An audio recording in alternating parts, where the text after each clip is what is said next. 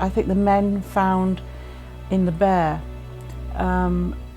almost another human being to whom they could relate and love and have friendship and fun and games, as well as, obviously support each other during a time of war.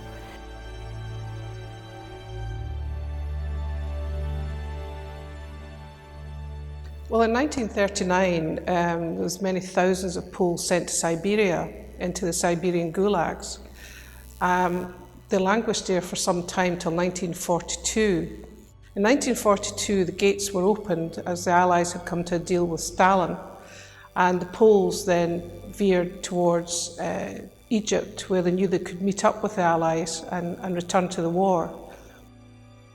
Wojtek had been picked up as a Syrian brown bear, but in what was Persia, now modern-day Iran, they had found a little boy with a bear cub in a sack, whose mother had been killed by hunters, and they took the bear on to nurture it.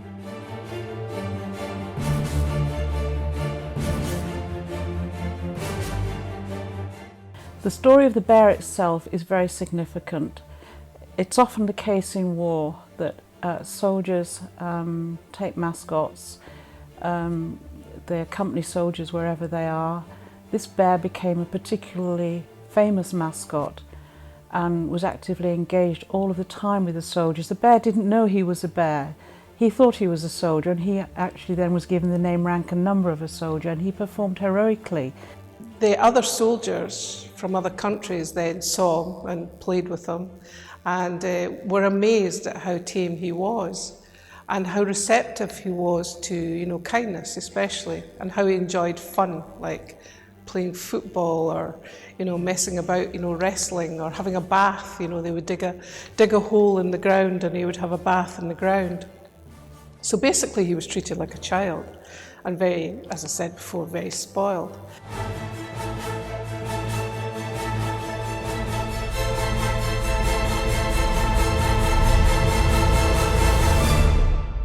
Poles thought that the closer they were, if they were in Europe, the closer they were to Poland, because they hadn't quite realised how bad things were. However, those particular Poles took the bear and were on the quayside and waiting to go onto the troop ship when they were told, well, I'm sorry, you can't take your bear because he's an animal, and we don't allow animals on the troop ships. So there was a revolt. Somebody had the bright idea of giving them a name and a rank and serial number, and that solved the whole problem. From there on in, they fought many battles before they got to Monte Cassino, but Monte Cassino was the battle everybody knows about, and of course it was well filmed and documented. And their job was artillery. So they had the shells and they were feeding the ammunition to the front, and Wojtek was there. He wasn't trained to carry munitions, he just simply did this because he saw what his fellow soldiers were doing and he was part of the team.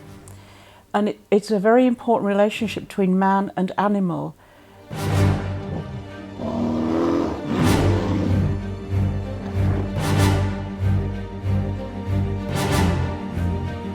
At the end of the war, obviously there were so many Poles and people from different nationalities that they were literally put in a boat and sent to Britain somewhere.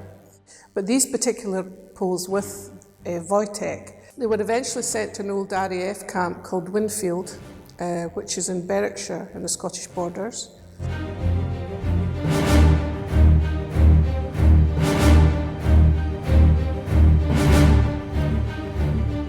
In 1947, the Polish Resettlement Corps was disbanded, the camp was closed, and the decision about the men, as well as the bear, had to be made. I think the big problem at that particular time, they were trying to figure out how their own lives were going to go, but then the conversation at night was always around what was to happen to Wojtek, and there was many arguments about what was to happen to him. And the local vet, amongst others, decided that he should really go to Edinburgh Zoo until the decision could be made.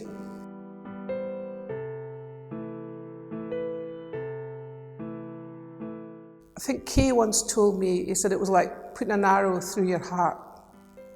And he said it was like that because it was the last thing, the last possession. They had nothing left after Wojtek had gone. Taką klamrą spinającą, jak gdyby tą całą historię niedźwiedzia Wojtka jest to, że on został przygarnięty przez ludzi, którzy też byli w zasadzie sierotami, bo oni stracili swoich najbliższych, rodziny, swój dom, swoją ojczyznę, nie mieli szans powrotu do niej, nie mieli do kogo wracać, nie mieli do czego wracać.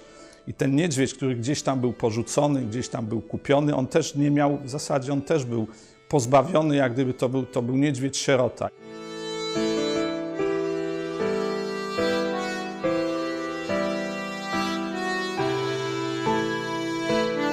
Our journey really only starts when we get the memorial placed in Princess Street Gardens, because we then have to return them some way to Poland, and then mark his, his time in Casino and all the other places. But the Scots people themselves have to do that. We're very proud, I think, of the work that Alan Beattie Herriot has done to actually design this particular sculpture. He's a Scottish sculptor, high quality, and he has interpreted it very, very sensitively.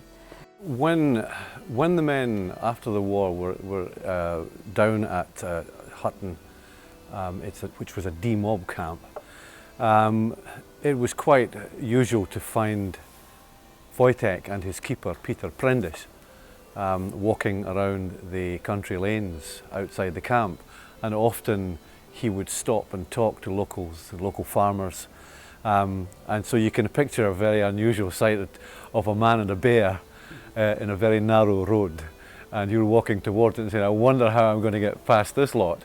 But occasionally Wojtek would become impatient and he would want to move off, and if he did so, his keeper Peter would just say Wojtek and put his hand on his back. And so we decided that contact between man and animal was what we wanted to show. I think the fact that we can have a memorial like this, which is not a war memorial, but a tribute to the humanity of the soldier and this relationship with an animal, is a very, very compelling one.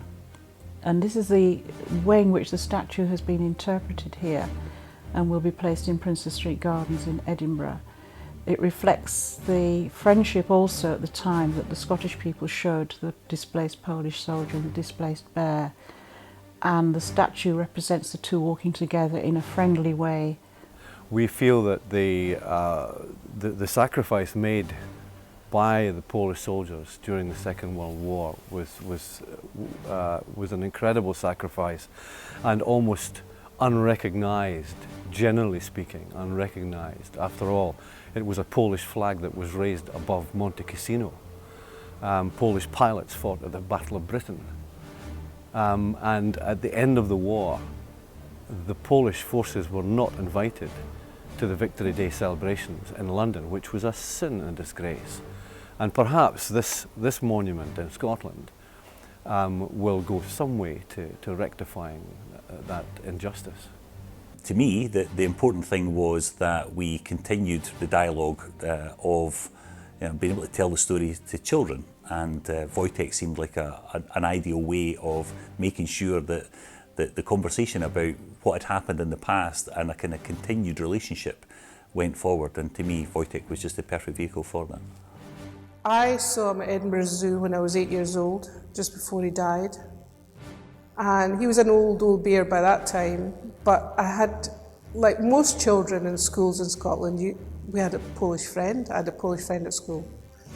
And Rennie called to him in Polish, because her father had told her, speak to Wojtek in Polish and he'll talk back. He waved.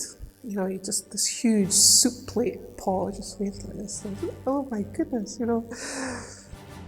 But I remember saying to Rennie, ask Wojtek if he remembers my grandpa. So Rennie said something in Polish, And he sort of was very animated. And Rainey said to me back, yes, he remembers your grandfather. And I believed it. Of course, I still believe it.